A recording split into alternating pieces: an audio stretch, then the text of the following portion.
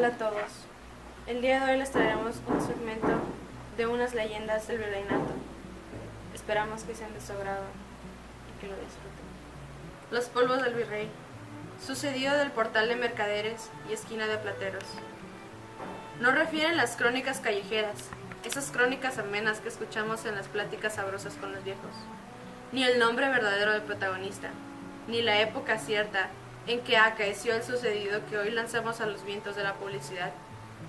Pero el hecho fue tan cierto como que todos los hombres son mortales, física, ya que no intelectualmente, pues de los académicos se dice que no lo son. Y el que dude puede consultar las citadas y verídicas crónicas, tan antiguas como sus autores. Allá en el siglo XVIII, como ahora, muchos no podían salir de perico perros.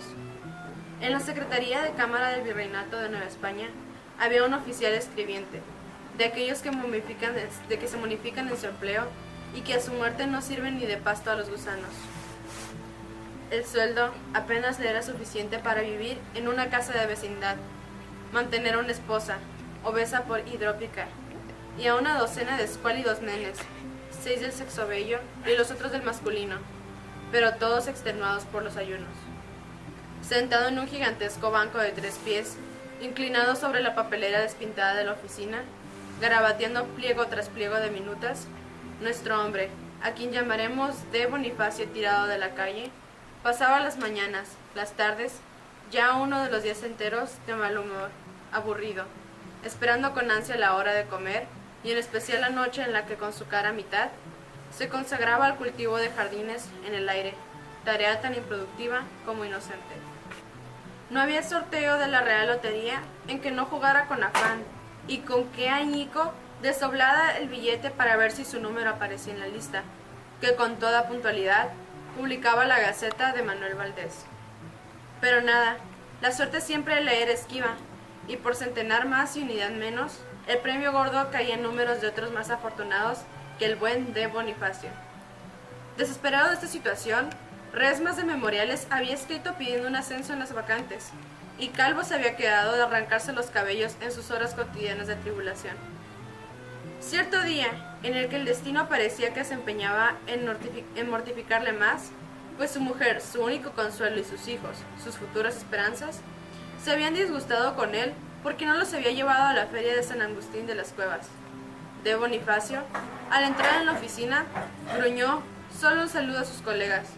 Se sentó en el tripié, se reclinó sobre el apolillado escritorio, la cabeza entre las manos y la mirada fija en las vigas de cedro secular, que sostenía la techumbre de la sala del Real Palacio en la que se hallaba. De repente, el banco de 3 pies rechinó por un movimiento brusco de D. Bonifacio. Los ojos del del calvo brillaron iluminados por la musa que inspira las risueñas esperanzas. Tomó la de ave y en papel sellado para el viento corriente, deslizó la pluma por espacio de 20 minutos, hasta que el ruido especial que produce esta cuando se firma indicó que había terminado. En efecto, puso rúbrica, echó arenilla, escribió la dirección, y después de tomar su sombrero, su bastón, y de dirigir un amabilísimo «Buenas tardes, señores», risueño como unas pascuas, encaminó sus pasos hacia la sala en la que se encontraba el secretario de su excelencia. ¿Qué había escrito?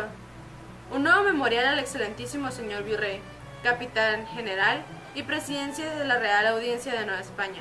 Y una tarde, D. Bonifacio tirado de la calle, encontrábase en la esquina del portal de mercaderes y plateros, precisamente frente al lugar donde se colocaba desde aquellos remotos tiempos el cartel del Coliseo. Se conocía que esperaba algo con ansiedad, pues su vista no se desviaba un ápice del Real Palacio. Transcurrieron breves instantes. Los pífanos de la guardia de alabarderos anunciaron que el excelentísimo señor virrey salía a pasear. Nuestro D. Bonifacio se estremeció. Un sudor frío recorrió todo su cuerpo. Sintió como un hueco en el estómago, y su corazón latía como si dentro le repicaran. Pero esperó con ansia, aunque resignado. Ya se acercaba el virrey, seguido del lujoso acompañamiento. D. Bonifacio sentíase aturdido. Como relámpagos cruzaron por su mente los desengaños de otros días, y una próxima esperanza le hace ver color de rosa el lejano horizonte en que se destacaban el Real Palacio y la comitiva que ya iba a desfilar delante de su persona. El virrey, montado en magnífico caballo prieto, al llegar a la esquina del portal, estiró las bridas del noble bruto, que arrojando blanca espuma por entre el freno que tascaba, se detuvo. Respiró con fuerza y levantó las orejas de su primorosa cabecita, al encontrar sus ojos negros la pálida figura de C. Bonifacio. El virrey, con amable sonrisa, saludó a nuestro hombre. Sacó con pausa del bolsillo una rica caja de rapé, de oro, con preciosas incrustaciones, y ofreciéndosela preguntó: «Tirado de la calle, ¿gusta vuestra señoría?». «Gracias, excelentísimo señor, que me place», contestó el interrogado, acercándose hasta el estribo y aceptando con actitud digna, como de quien recibe una distinción que merece. Despidióse el virrey con galantes cumplidos que fueron debidamente correspondidos, y esta misma escena se repitió durante muchas tardes, en la esquina del portal de mercaderes y plateros. La fortuna de nuestro hombre cambió desde entonces. Por toda la ciudad circuló la voz de que D. Bonifacio, tirado de la calle, gozaba de gran influencia con el virrey, y que éste tenía la excepcional diferencia de ofrecerle tarde con tarde un polvo en plena esquina del portal de mercaderes y la calle de plateros. Muchos acudieron a la casa de D. Bonifacio en busca de recomendaciones, y muchos también le colmaron de obsequios. D. Bonifacio, tirado de la calle, representaba su papel en las mil maravillas. Se hacía a veces el hipocritón, diciendo que no valían nada de sus recomendaciones, y otras se daba de más humos que el portero de su excelencia.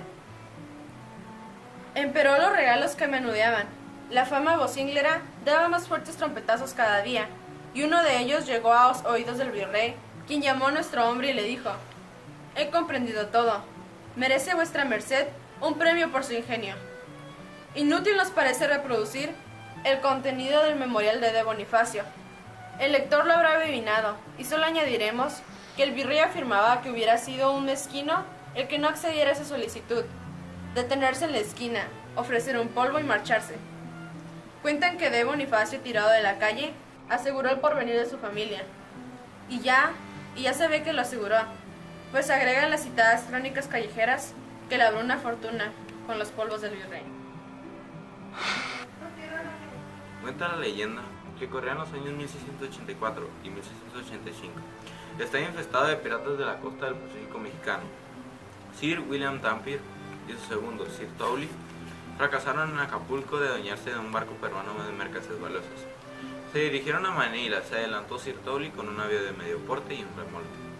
En el camino, el pirata vio un buque chino, se dirigió hacia él, lo abordó, robó y secuestró a la princesa china, Mirra, que viajaba hacia el sur. El pirata fue a Manila, donde puso en venta a la princesa Mirra. Fue comprada por un comerciante. Esta se la llevó a Acapulco y se la vendió a una persona honrada, el capitán Miguel Sosa, hombre de negocios y nativo de Puebla de Los Ángeles. El capitán dio libertad a la princesa Mirra, le regaló cosas, telas y alhajas, se hizo cristiana, bautizó con el nombre de Catarina de San Juan en honor de una monja de Santa Clara de Atlisco, hija de Manuel Enríquez y Ana Muñoz, vecinos de Puebla. El capitán Sosa pidió permiso al diocesano, para lo que la princesa fue encomendada a la madre doña María de Jesús para que la educara. La madre la recibió con agrado, le puso su mismo confesor, don Francisco Valdés, párroco de la iglesia Santo Ángel Custodio. Catarina siempre le demostró su gran corazón y buenos sentimientos. Vendió las perlas que le regaló el capitán Sosa y le hizo vestido a los pobres. Donó el resto de sus alhajas a la Virgen de los Dolores. Cuando la antigua princesa murió, la lloraron todas las mujeres de Puebla y era conocida como la China. Su entierro fue majestuoso. Llevaron el cadáver en hombros, el clero y las hermandades la acompañaron. En la sacristía de la iglesia de la compañía fue sepultada. Un escritor de la época dijo: «Jamás se le vieron zapatos picados de seda, ni medias labradas de la muñeca, ni basquiñas recamadas, ni zarzales de oro ni de plata».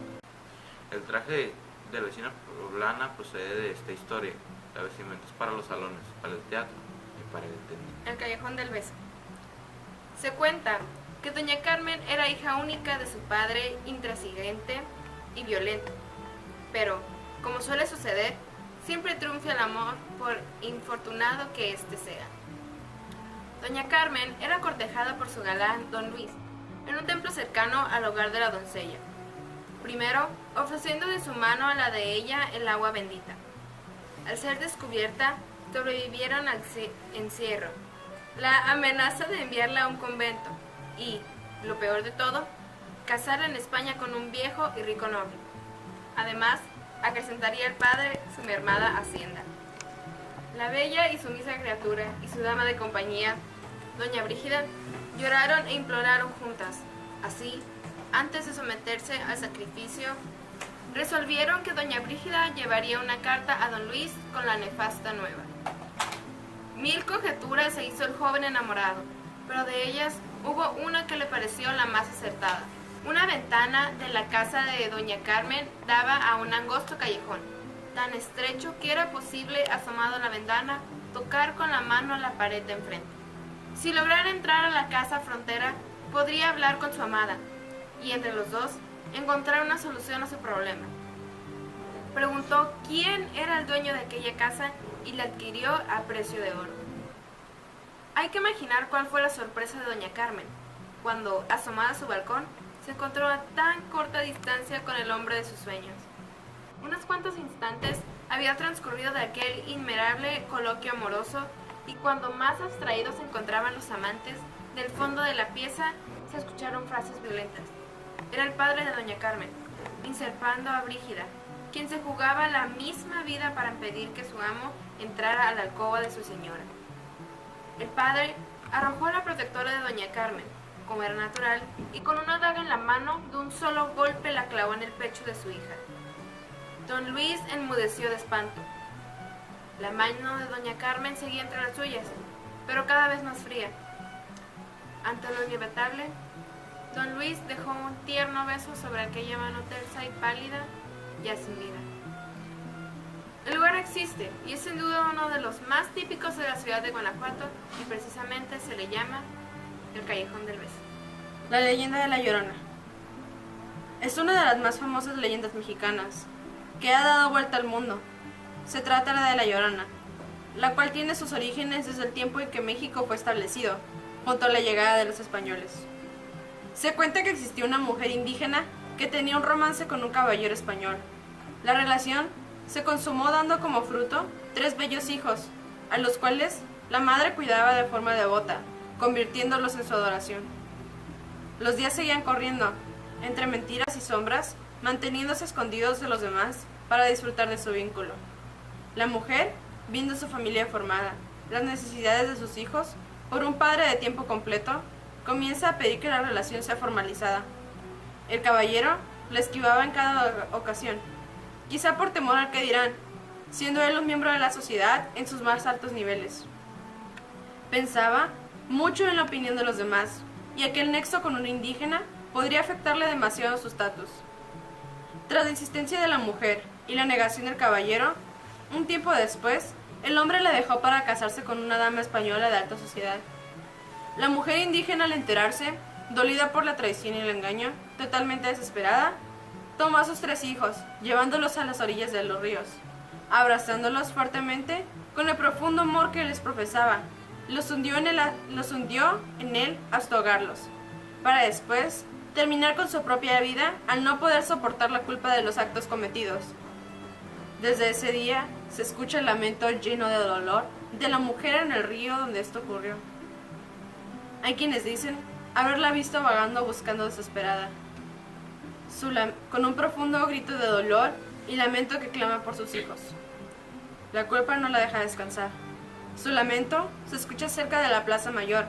Quienes miran a través de sus ventanas ven una mujer vestida enteramente de blanco, delgada, llamando a sus hijos y que se esfuma en el lago de Texcoco.